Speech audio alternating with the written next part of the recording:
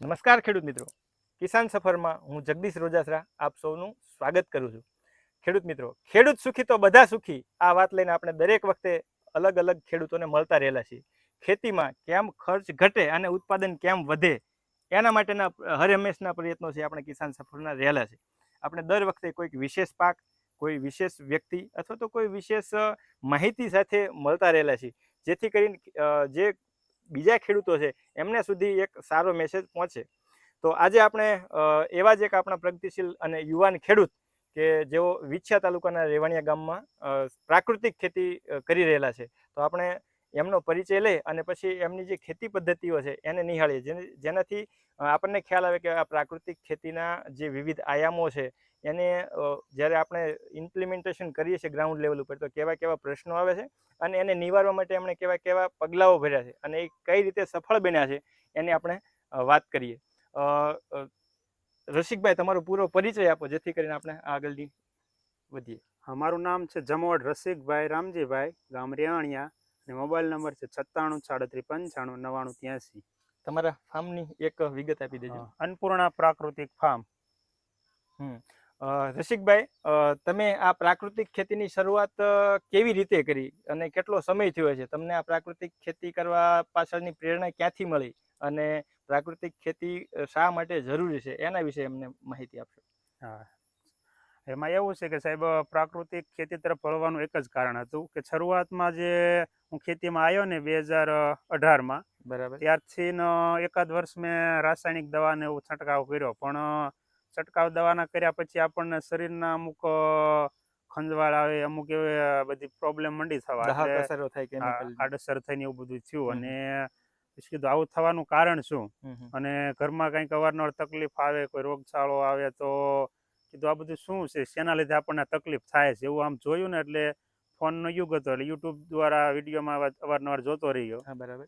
એટલે એવું થયું ભાઈ આ આપણને કેમિકલ શરીરને નડે છે, એટલે આનાથી આપણે મુક્તિ મેળવી છુટકારો કરવો હોય તો શું કરવું, એવું એ રીતનું એક મગજમાં બેસી ગયું અને ફાઇનલ કર્યું ભાઈ કે દવા વગરનું તમે રાસાયણિક ખાતર છે, દવા છે, એ રીતનું ઓછો છંટકાવ કરો તો આપણે શરીર માટે સારું કહેવાય. બરાબર.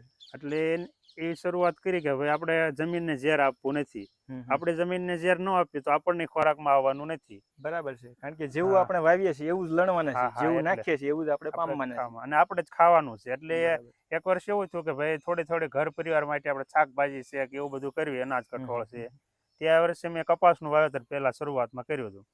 પછી શાકભાજીમાં બધી આ જોયા આપણે વિડીયો અવારનવાર કિસાન સફરમાંથી કે જીવામૃત કઈ રીતે બનાવવું, અજમાસ્ત્ર કઈ રીતે બનાવવું, અવારનવાર જોતા ગયા. અને એ વર્ષે થોડુંક એવું થયું કે તકલીફ પડી, ટાઈમસર બન્યું નહીં, એટલે થોડુંક એવું થયું કે ભાઈ થોડુંક અઘરું તો છે, ટાઈમ આપવો પડશે, એવું બધું લાગ્યું.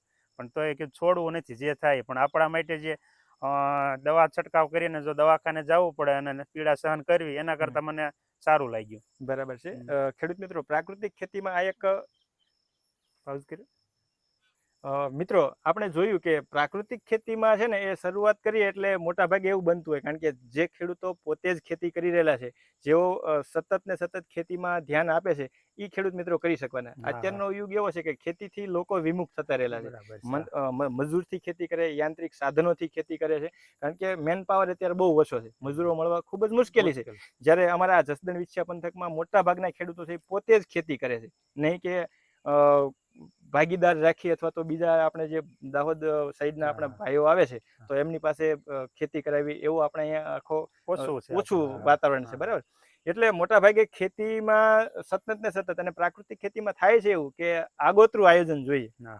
તરસ લાગે ને આપણે કૂવો ખોદવા બેસીએ તો એ આમાં શક્ય નથી. એટલે આપણે જેમ જેમ આપણો પાક છે 40-45 દિવસનો થાય ને આપણે પ્રથમ છંટકાવની શરૂઆત થાય તો આપણે વાવણી સમય જ છે એ પંચપર્ણિરક છે, 10 પર્ણિરક છે, બરાબર, અજમાસ્ત્ર છે, નિમાસ્ત્ર છે, એની બનાવવાની શરૂઆત કરીએ, અથવા તો ખાટી છાશ છે, ગૌમૂત્ર છે, આંકડો છે, તો એની આપણે ત્યારથી જ જો શરૂઆત કરી દીધી હોય તો આપણે જે તે સમયે છંટકાવ કરવાનો થયો હોય ત્યારે આપણે મિત્રો આપણે જોઈએ કે રસિકભાઈ છે એ 10 પર્ણિરક છે, પછી આંકડાનો બોળો છે, જીવામૃત છે, નિમાસ્ત્ર છે, પછી ખાટી છાશ છે, એ સિવાય અજમાસ્ત્ર છે, અને આગળ બીજું શું શું છે રસિકભાઈ, જરાક વાત એની કરજો. અંદર આપણે એલોવેરા અર્ક બનાવ્યું છે.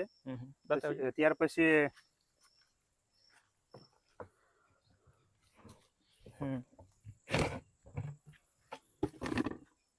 આપણે લાબરું કે ને એલોવેરા અર્ક છે આવડવા, આનો ઉપયોગ એ રીતનો કરવાનો હોય છે કે કોઈ પણ આપણે દવા, માનો કે આપણે 10 પ્રણે અર્ક છાંટવું છે, તો એની ભેગું આપણે 6 ml જેવું ભેળવી દેવાનું. બરાબર છે. એટલે પાકમાં આપણે પાંદડાની અંદર એને છોટવામાં દવા જે હોય ને, જે વેટિંગ એજન્ટ તરીકે, સ્ટીકર તરીકે, જે આપણે ગુંદરિયું ખેડૂતો કહે છે, તો એના એવું રૂપમાં કામ કરે આપી છે. શકાય. એ સિવાય આનો બીજો કોઈ ઉપયોગ ખરો કે આ એલોવેરા નાખવાથી કોઈ પાકને એના શાઇનિંગમાં કે એમાં ડિફરન્ટ આવ્યો? ના ના, ઘણો બધો આ એલોવેરા છે કે આપણે યુઝ માણસો આપણે કરતા જ હોઈએ છીએ કે કોઈ સ્કિન ની તકલીફ હોય એ રીતની હોય તો એલોવેરા અર્ક નો ઉપયોગ કરે, લાબરું કહેવાય ને, એનો રસ કાઢીને આને તમે બનાવ્યું કઈ રીતે? કેટલું એલોવેરા લીધેલું અને કેટલા સમયથી આ તમે બનાવેલું છે? આપણે છે ને 10 કિલો મેં એલોવેરાના પાન લીધા હતા, એનું કટિંગ કરી નાખ્યું અને પછી માં 10 લીટર ગૌમૂત્ર નાખી દીધું. બરાબર. અને પેલા ઓલો જ્યુસ ટાઈપ આખું બનાવ્યું છે કે? હા, એને આપણે કાપી નાખ્યું હતું, આપણે શરીરથી કટકા ઝીણા કરી અને એમાં એડ કરી દીધા. ગૌમૂત્ર આપણે દેશી ગાયનું. ગૌમૂત્ર કેટલું આમાં વાપર્યું? 10 કિલો, 10 લીટર. 10 લીટર ગૌમૂત્ર, 10 કિલો એલોવેરા, મતલબ કે આપણે કુંવારપાઠું કહીએ, બરાબર. અને આ કેટલા સમય પહેલા તમે બનાવેલું છે? આ તો આપણે સાહેબ વાવણી પહેલા, એટલે મહિનો પહેલા અગાઉ તૈયાર કરી હોય. સમથિંગ 3 મહિના જેવો સમય થઈ મહિના જેવો ગયો. અત્યારે. મિત્રો, આપણે મોટો ખેતીનો પ્રશ્ન એ હોય કે ચોમાસાની ઋતુ દરમિયાન જ્યારે વરસાદ પડતો હોય છે ત્યારે પાકના પાન ઉપરથી જે દવા છે એ નીચે ધોવાઈ જતી હોય છે. ધારો કે આપણે કોઈ પણ દવાનો છંટકાવ કરતા હોય, કેમિકલ વાળી દવા છાંટતા હોય કે ઓર્ગેનિક દવા છાંટતા હોય, તો એવા સમયે આપણે જે પાકના પાન ઉપર પડે અને પાક પૂરેપૂરો એને શોષી લે. દવાનો નિયમ એવો છે કે તમે પાકમાં ઉપર દવા છાંટતા પહેલા પાન છે એના સુકાયેલા હોય, અને છાંટ્યા પછી પાછા પાક ના પાન છે સુકાઈ જાય તો તમે કોઈ પણ દવા કે ફોલિયર સ્પ્રેના રૂપમાં કોઈ ખાતરોનો છંટકાવ કરેલો છે તો એનો પૂરતો ઉપયોગ થાય. એટલે વહેલી તકે છે એમાં શોષાઈ જાય અને ટૂંકમાં સ્પ્રેડ થઈ જાય આખા પાનમાં. એના માટે જે આપણે વેટિંગ એજન્ટ તરીકે ગુંદરિયાનો ઉપયોગ કરતા હોય, તો જે પ્રાકૃતિક ખેતી કરેલા મિત્રો છે એ આ આપણે જે એલોવેરા છે એનો ઉપયોગ કરી શકે છે. પછી આ અત્યારે દેખાય છે શું છે? આપણે છે લીંબુનો એન્ઝાઇમ, લીંબુ. બરાબર. કે આનો ઉપયોગ આપણે લીંબુનો એ રીતનો કરવાનો કે ખાટી છાશ હોય અને લીંબુ, આ બેના છંટકાવમાં આપણે પંપ હોય ને એની અંદર 100 ml લીંબુનો રસ અને ખાટી છાશ 1 લીટર. પીળાશ માંડવી પડતી હોય તો પીળાશ માટે આનો છંટકાવ કરીએ છીએ. પીળાશ દૂર થાય. આપણે મિત્રો જોઈએ કે આપણે જ્યારે જન્માષ્ટમીનો આસપાસનો સમય હોય ત્યારે વધારે વરસાદ પડ્યો હોય અને મગફળીની એ અવસ્થા ઉપર જે તમને પીળી પડતા અથવા તો એની અટકી ગઈ હોય અને આખી પીળી દેખાતી હોય છે, ત્યારે જે લીંબુ છે એટલે એસિડ જ છે, સાયક્રિક એસિડ, બરાબર. અને આપણે ત્યારે વાત કરતા હોય છે કે લીંબુના ફૂલ અને હીરાકસી છે એનો ઉપયોગ કરવામાં આવે તો આ છે પીળાશ છે દૂર થાય. તો નેચરલ રીતે જે છે આપણે આ લીંબુ અને ખાટી છાશ આ બેનું એન્ઝાઇમ બનાવી, તો આ એન્ઝાઇમનો વપરાશ કરવાથી તમને એના સારામાં સારું પરિણામ મળે. આપણે બતાવીએ કે એમની મગફળી છે. આ રસિકભાઈની મગફળી છે. રસિકભાઈ, કઈ વેરાયટી વાવેલી છે તમે? હા, આપણે ગિરનાર 4 છે આ વર્ષે કરેલા. ગિરનાર 4 છે. તો મિત્રો જોઈ રહેલા છો તમે આમાં જે લીંબુના એન્ઝાઇમ્સ બનાવીને વપરાશ કરેલો છે. આખા ખેતરમાં ક્યાંય તમને પીળાશ જોવા નહીં મળે. આ નેચરલ ફાર્મિંગનો એક પ્લસ પોઈન્ટ ગણી શકાય.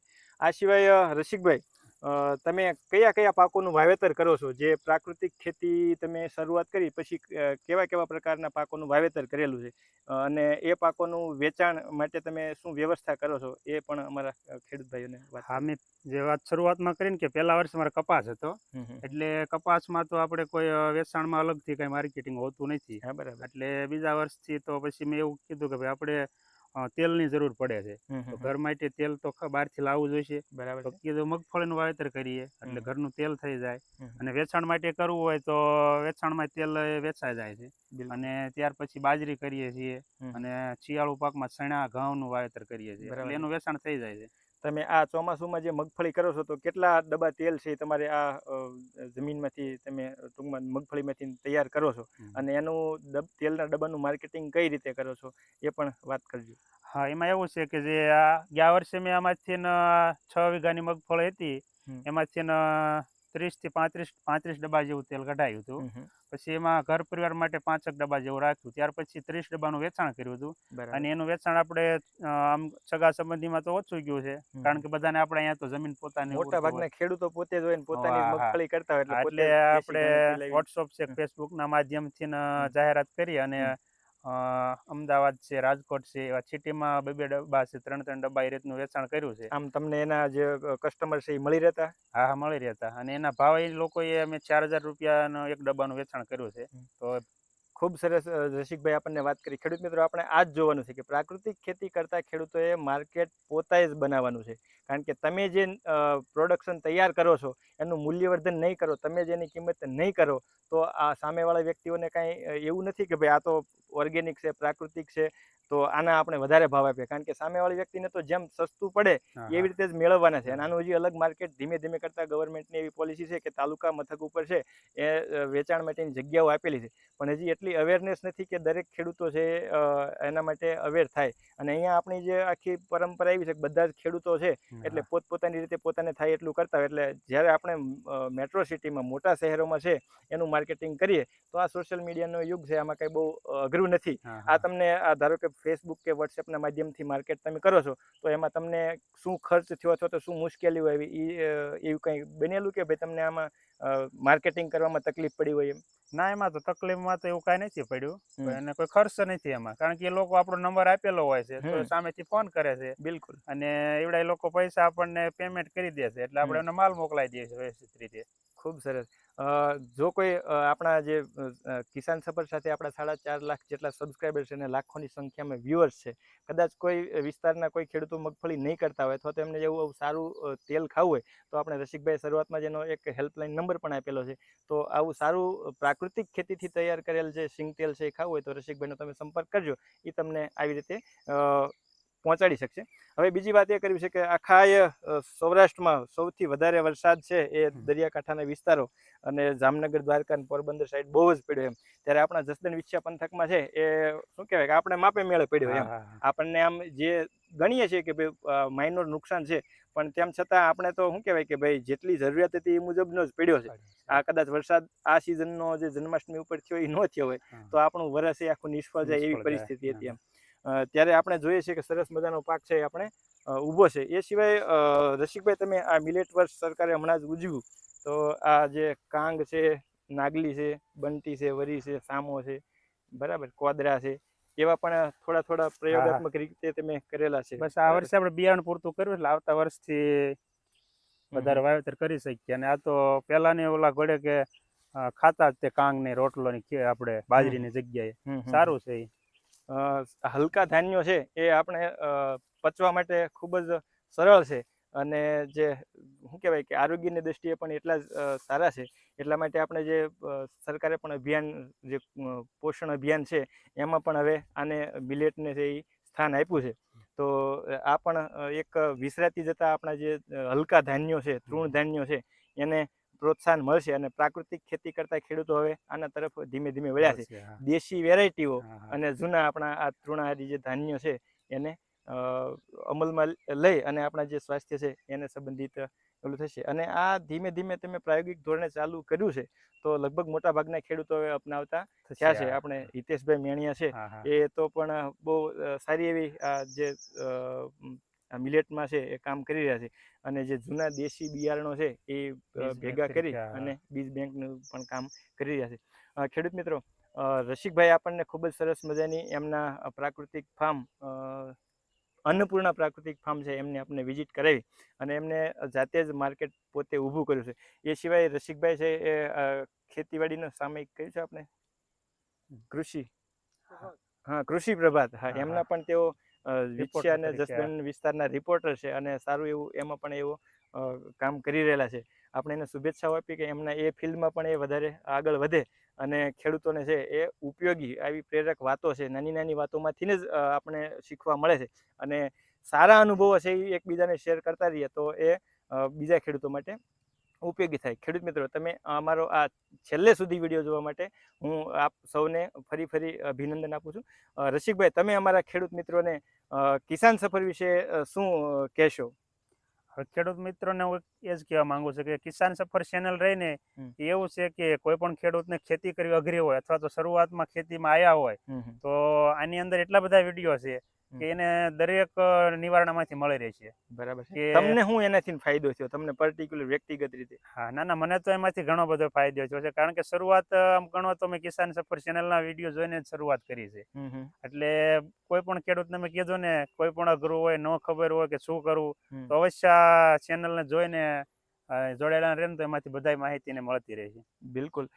ખેડૂતો માટેનો જ આપણો આ પ્રયાસ છે કે ખેડૂતો કેવી રીતે વધારે એના જે જગ્યા ઉપર છે એનાથી એક ડગલું આગળ આવે, બરાબર છે, એનામાં વધારે ઉત્થાન થાય એના માટેની આપણે હરહંમેશના પ્રયત્નો રહેલા છે. અને ખેડૂતો માટે પ્રાકૃતિક ખેતીમાં કોઈ પણ પ્રકારની મુશ્કેલી હોય તો આપણે કિસાન સફરમાં 1500થી વધારે જેટલા વિડીયો મૂકેલા છે. અને આપણી સાથે 4.5 લાખ કરતાં વધારે ખેડૂતો જોડાયેલા છે. એવો પણ આમના જે ખેતીવાડીના અનુભવો છે એ લઈ રહ્યા છે. રસિકભાઈ, તમે અમારા ખેડૂતોને સરસ મજાની આ પ્રાકૃતિક ખેતી વિશેની વાત કરી એ બદલ હું જગદીશ રોજાસરા આપનો ખૂબ ખૂબ આભાર માનું છું. ખેડૂત મિત્રો, આપણા કિસાન સફરના હેલ્પલાઇન નંબર છે 8128871551. એ સિવાય આપણે કિસાન સફર દ્વારા જે કંઈ જે ભલામણો કરેલી છે એવી દવાઓ મેળવવા માટે આપણે જે 78 78 26 12 30 અને 63 5 58 48 7 16 આ નંબરો પણ આપેલા છે. રસિકભાઈ, તમે અમારા કિસાન સફર દ્વારા ભલામણ કરેલી દવાઓનો ઉપયોગ કરેલો છે ખરો આમાં? હા, એમાં શું છે, શરૂઆતમાં મેં કીધું ને કે ભાઈ આપણી પાસે કોઈ આગોતરું આયોજન નહોતું, ત્યારે એ મેન વિકલ્પ એ ખેડૂતનો છે કે એ વખતે તો બે અઘરું હતું ભાઈ, ત્યારે તો એ સરળ થઈ ગયું છે કે ઓર્ગેનિક દવા મળી રહે છે. તો એ જે આપણે દવાઓ ઘણી બધી આપણે અત્યારે બનાવેલી છે. એમાં તમે કઈ કઈ દવાનો ઉપયોગ કરેલો છે અને ક્યારે કર્યો છે, કેવી રીતે કરેલો છે, એ એક ખેડૂત મિત્રોને જાણ કરશો? આમાં આપણે જો પેલા શરૂઆતમાં જ આપણે કોઈ રોગ જીવાત લાગે સૂચ્યા પ્રકારની, તો એના માટે આપણે વજ્રાસ્ત્ર રહ્યું ને એનો છંટકાવ કરેલો છે. અને ત્યાર પછી ફૂગ માટે જે ઓલા શીશીમાં આપણે નાની શીશીમાં શું બુલડોઝર, હા, બુલડોઝર ને એનો ઉપયોગ કર્યો છે. એટલે ખેડૂતને જો હું એવું કહું છું કે ભાઈ રસાયણ મૂકી અને ઓર્ગેનિક દવાનો ઉપયોગ કરે, ધીમે ધીમે આ શરૂઆત કરે તો, કારણ કે આપણને નડતર રૂપ તો નથી થવાની ને કોઈ. બિલકુલ બિલકુલ. ખેડૂત મિત્રો, આ હજી બીજી એક વાત વધારાની કરી દઈએ કે મગફળીની અત્યારે આ અવસ્થા છે કે પોપટા બંધાઈ રહેલા છે. તો દૂધ ગોળનો પ્રયોગ બધા ખેડૂતો ખાસ કરે.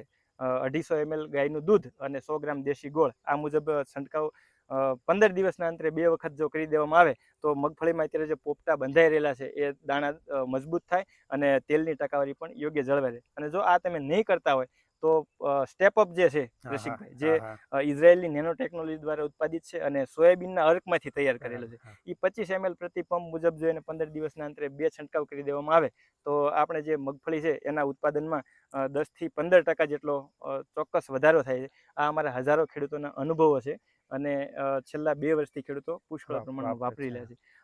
તો આ હતી વાત આપણે અન્નપૂર્ણા પ્રાકૃતિક ફાર્મ રસિકભાઈ જમોડની વાડીની મુલાકાત હતી.